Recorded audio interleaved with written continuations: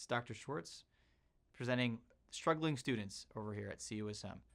So I'm the Assistant Dean of the Clerkship Experience over at CUSM. I'd like to talk about identification of struggling students. Really, the issue at hand is that roughly 82% of students in U.S. allopathic medical schools finish in 4 years. 97% of students ultimately graduate, which leaves about 3% of students who never finish medical school throughout the country, again, in U.S. allopathic medical schools. The issue really is identification of these students early if possible.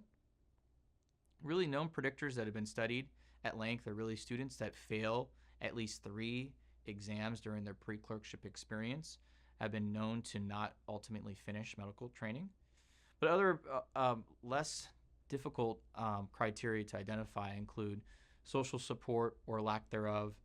I've had several students over the years that have family overseas, which is very difficult because they sometimes have to leave for a period of time for a sick family member.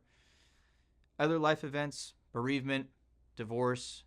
Students sometimes are shy to mention these, but if you identify students that are undergoing any sort of divorce or prolonged bereavement period, those students should definitely obtain further support. Roughly 3% of students have an undiagnosed psychiatric issue at hand.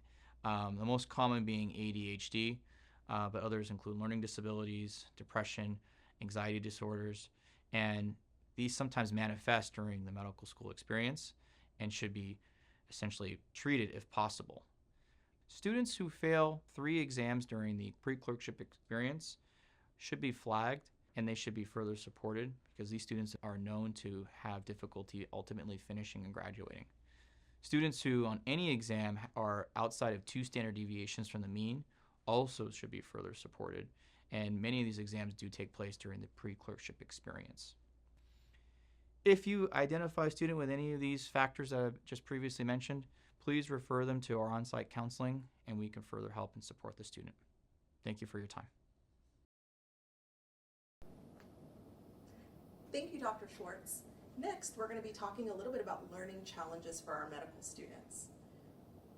So what can cause learning challenges for our medical students? Well, things like student burnout and mental emotional overload, intense study periods for step 1 and step 2, intense clerkship schedules with very limited personal time, constant evaluation or judgment in clinical performance, personal obligations and issues such as care for family, food insecurity, and financial strain.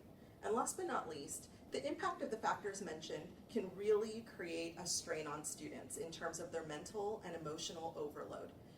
Now, things to be aware of when working with students. We want to look out for changes in student appearance and behavior, their attitudes towards their tasks and assignments, and poor attendance. When working with students, as we observe these, it's really important that we report these to the support services available to students here at CUSM. Now, a little bit more about learning challenges and how we can help these students. When we start to see a negative change in student attitude and behavior, it's really important to remember that students might be facing personal challenges or could be in distress. It can be helpful to ask students questions such as, "How are you doing?" Or, "I've noticed you've been running late to rotations. I noticed you haven't been interacting with the team much." Or even, "It seems like you haven't been keeping up with your reading." Most important question to ask is everything okay? Oftentimes we skip that. We forget to ask students, "Are you okay?"